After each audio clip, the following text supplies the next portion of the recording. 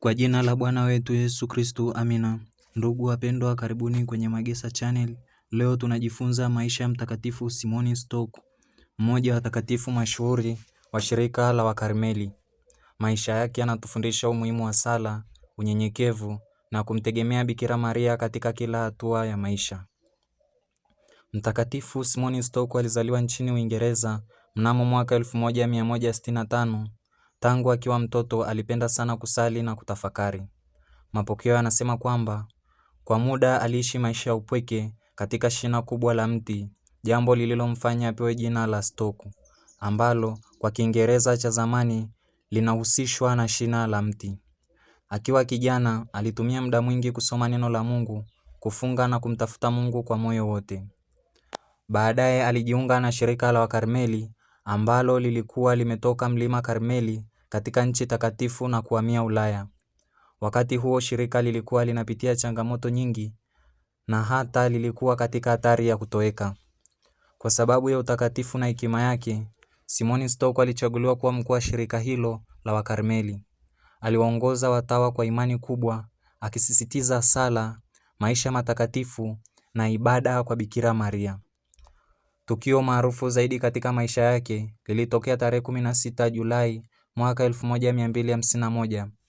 Mapokeo ya Kikatoliki yanaeleza kwamba Bikira Maria alimtokea akiwa amezungukwa na malaika na akampa skapulari ya kahawia.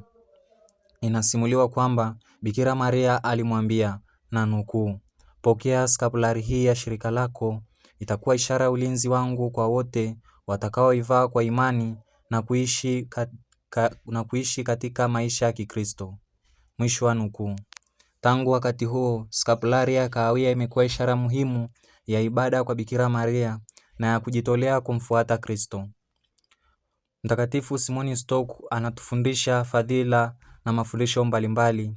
Fundisho la kwanza ikiwa upendo mkubwa kwa Yesu Kristo, ibada ya dhati kwa Bikira Maria, maisha ya sala na tafakari, unyenyekevu na utiifu, na uongozi wa wenye hekima na upendo.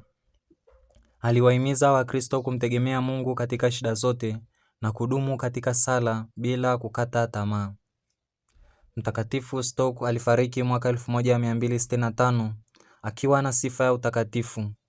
Baada ya kifo chake, heshima kwake iliendelea kuenea duniani kote, hasa miongoni mwa Wakarmeli na waamini wanaovaa skapulari ya kahawia kwa imani na kujitolea. Funzo kwetu, maisha ya Mtakatifu Simoni yanatufundisha kwamba sala ni nguvu ya Mkristo. Pia yanatufundisha kumtumaini Mungu huleta amani hata katika majaribu. Pia yanatufundisha Bikira Maria ni mama anayetuongoza kwa Yesu. Na mwisho, maisha yake yanatufundisha unyenyekevu na utiifu ni njia ya kufikia utakatifu. Ndugu wapendwa, tumombe Mtakatifu Simoni Stock atuombee ili tuishi maisha ya sala, upendo na uaminifu kwa Kristo. Na sisi pia tujitahidi kumheshimu Bikira Maria na kufuata mfano wake wa kumtii Mungu. Amina. Tumtukuze Bwana, tumshukuru Mungu. Asante kwa kutazama Magesa Channel.